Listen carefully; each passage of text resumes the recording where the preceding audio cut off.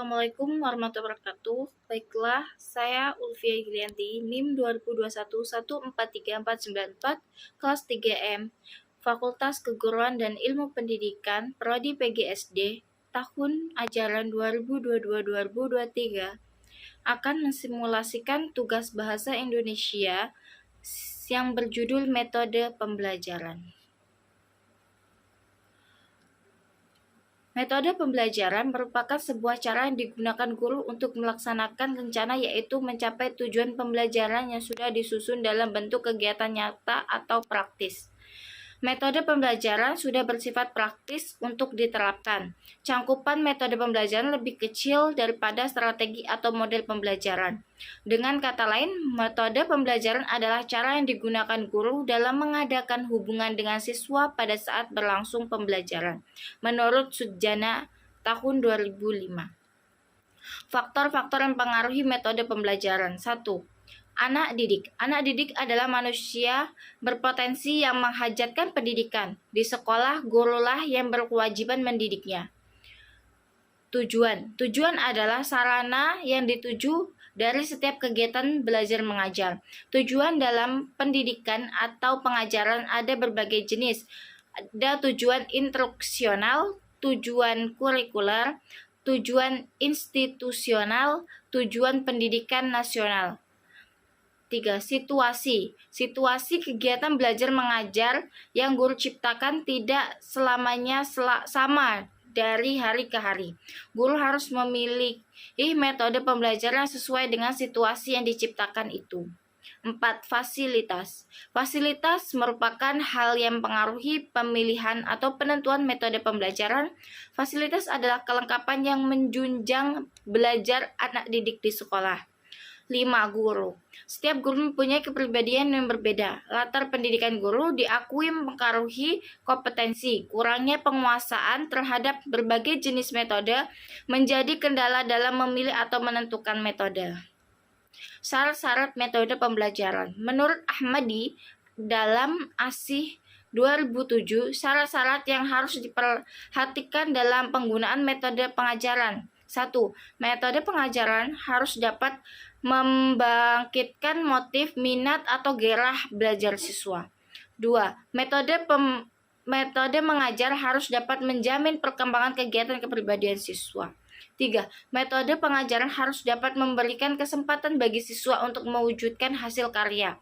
4. Metode pengajaran harus dapat merangsang keinginan siswa untuk belajar lebih lanjut, melakukan eksplorasi dan inovasi, pembaharuan. 5. Metode pengajaran harus dapat mendidik siswa dalam teknik belajar sendiri dengan cara memperoleh pengetahuan melalui usaha pribadi. 6.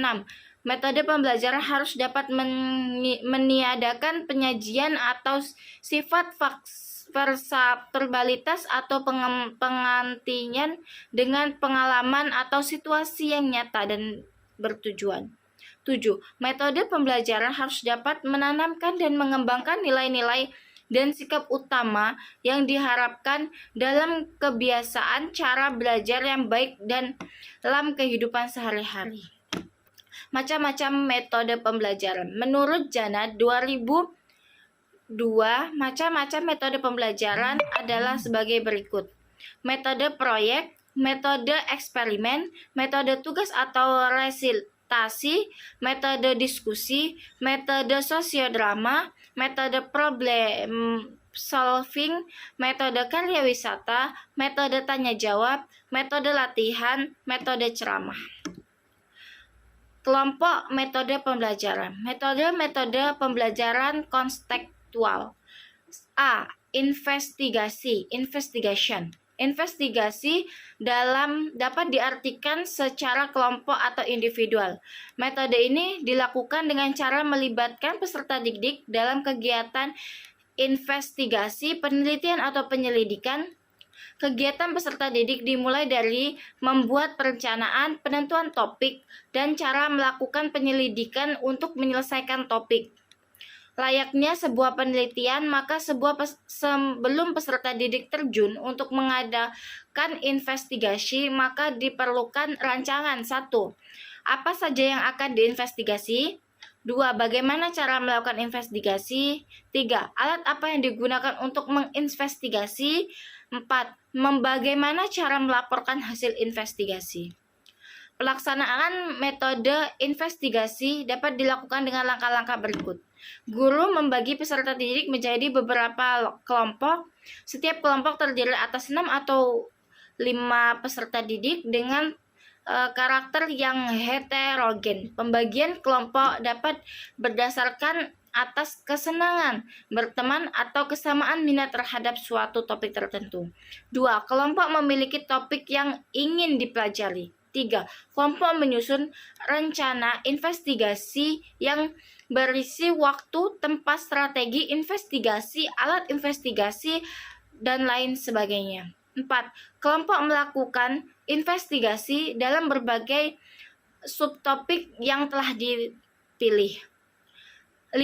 Kelompok menulis laporan investigasi. 6. Kelompok menyiapkan atau menyajikan laporan investigasi di depan kelas. B. Inquiry. Penentuan. Metode inquiry adalah metode yang melibatkan peserta didik dalam proses pengumpulan data atau pengujian hipotensi. Guru membimbing peserta didik untuk menentukan pengertian baru, praktik keterampilan, dan memperoleh pengetahuan berdasarkan pengalaman belajar mereka sendiri. Langkah-langkah pembelajaran inquiry yang dilakukan guru yaitu 1. Menjelaskan tujuan pembelajaran. 2. Membagi petunjuk inquiry atau petunjuk praktikum. 3. Menugaskan peserta didik untuk melaksanakan inquiry. 4. Memantau pelaksanaan inquiry. 5. Menyimpulkan hasil inquiry bersama-sama. C. Discovery learning. Discovery learning merupakan strategi yang digunakan untuk memecahkan masalah secara intensif di bawah pengawasan guru. Pada discovery, guru memimpin peserta didik untuk menjawab atau memecahkan suatu masalah. Discovery learning merupakan metode pembelajaran kognitif yang menurut guru lebih kreatif, menciptakan situasi yang dapat membuat peserta didik belajar aktif, menentukan pengetahuan sendiri. Langkah-langkah pembelajaran discovery yang dilakukan guru. 1. Menjelaskan tujuan pembelajaran. 2. Membagi petunjuk praktikum atau eksperimen. 3. Peserta didik melakukan eksperimen di bawah pengawasan guru. 4. Guru menunjukkan gejala yang diamati. 5. Peserta didik menyimpulkan hasil eksperimen. D. Pembelajaran berbasis masalah. Problema based instruction. Pembelajaran berbasis masalah merupakan pembelajaran penyampaian yang dilakukan dengan cara menyajikan suatu permasalahan, pengajuan pertanyaan-pertanyaan, memfasilitasi penyelidikan atau pembuka dialog. Metode ini dapat digunakan pada kelas yang kreatif. Langkah-langkah pembelajaran berbasis masalah. 1. Guru menjelaskan tujuan pembelajaran, kemudian memberikan tugas atau masalah untuk pemecahan. 2. Guru menjelaskan logistik yang dibutuhkan, prosedur yang harus dilakukan, atau motivasi peserta didik supaya terlibat dalam aktivitas pemecahan masalah yang dipilih. Guru membantu peserta didik mendefinisikan atau mengorganisasikan tugas belajar yang berhubungan dengan masalah tersebut, menetapkan topik, tugas, jadwal, dan lain sebagainya. Guru mendorong peserta didik untuk mengumpulkan informasi yang sesuai eksperimen untuk mendapatkan penjelasan, pemecahan masalah, pengumpulan data, atau perumusan hipotesis. Guru membantu peserta didik dalam menyiapkan laporan hasil pemecahan masalah yang menjadi tugasnya. Guru membantu peserta didik untuk melakukan refleksi dan mengevaluasi proses-proses penyelidikan yang dilakukan untuk penyelesaian masalah. Metode pemecahan masalah problema solving. Metode problem solving sangat potensial untuk melatih peserta didik berpikir kreatif dalam menghadapi berbagai masalah, baik itu masalah pribadi maupun masalah kelompok, untuk memecahkan sendiri atau bersama-sama. Langkah-langkah pembelajaran problem solving dapat dirancang sebagai berikut. 1. Guru menjelaskan tujuan pembelajaran. 2. Guru memberikan kasus-kasus yang perlu dicari solusinya. Guru menjelaskan prosedur pemecahan masalah yang benar. 4. Guru peserta didik mencapai literatur yang mendukung untuk menyelesaikan kasus yang diberikan guru. 5. Peserta didik menetapkan berapa solusi yang dapat diambil untuk menyelesaikan kasus. 6. Peserta didik melaporkan tugas yang diberikan guru. F.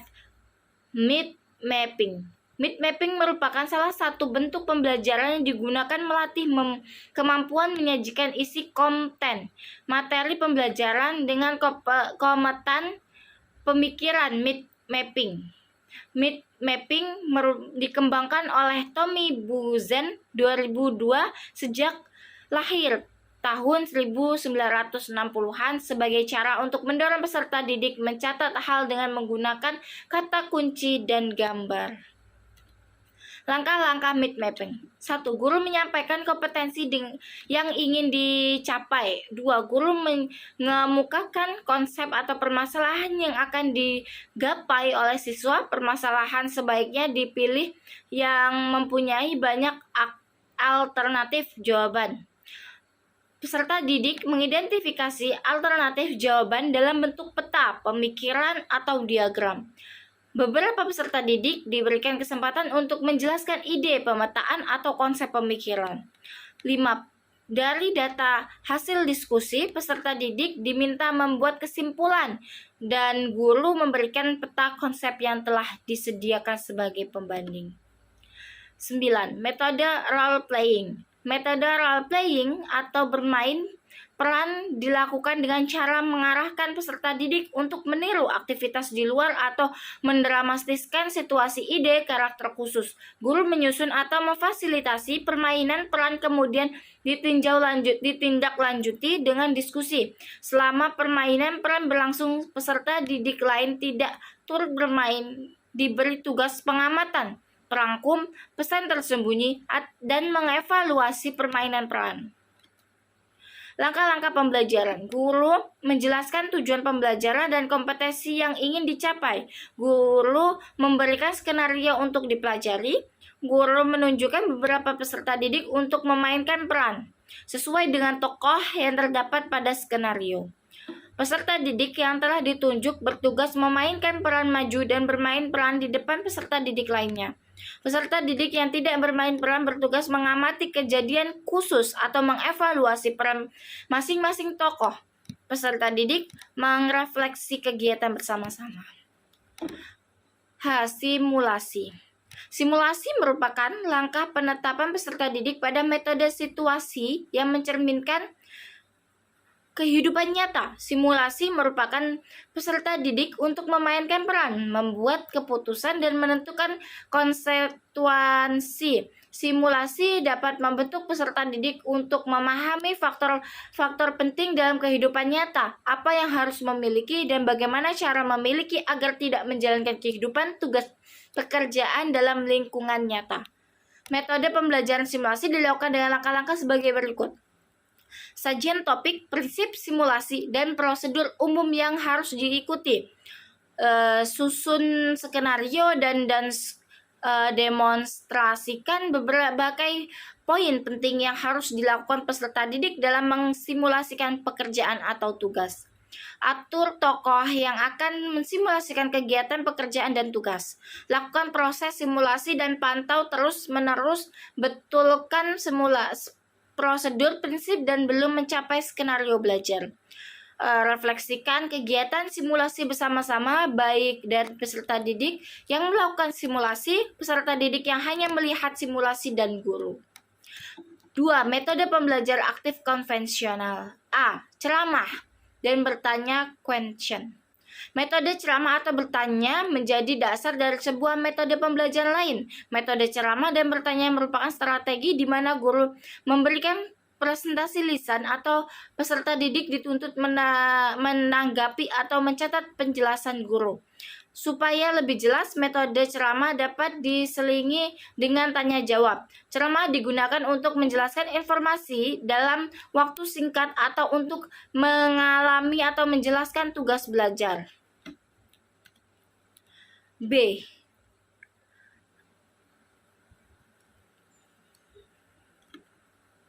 Resitasi. Resitasi merupakan untuk diagnosis kemampuan belajar siswa. Resitasi merupakan pola guru bertanya, peserta didik respon atau guru memberi reaksi. Gleich dan Berlins 1984 mencatat bahwa secara umum resitasi menggunakan dan review, pengantar materi baru, mengecek jawaban, praktek mengecek pengalaman peserta didik terhadap materi pembelajaran dan ide-idenya. C. Praktik atau latihan.